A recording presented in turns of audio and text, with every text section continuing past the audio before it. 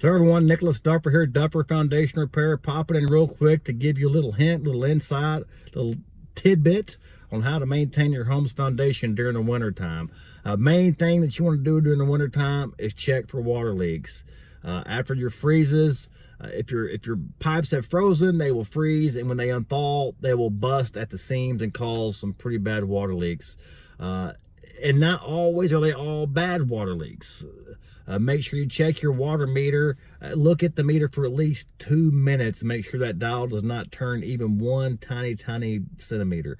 If it turns any tiny bit, that means you have a water leak and you need to get that fixed and resolved.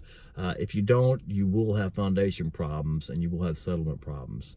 Other than that, there isn't a whole lot that needs to be done during the winter time. The ground seems to stay fairly moist. We get enough rain during the winter times where you shouldn't need a soaker hose or nothing like that. Just check for your water leaks, inspect the crawl space in your pier and beams, your mobile homes, and look at that water meter. Don't just look at it for 10 seconds. Take 2 minutes out of your day, look at it, make sure you have no water leaks, especially after it freezes.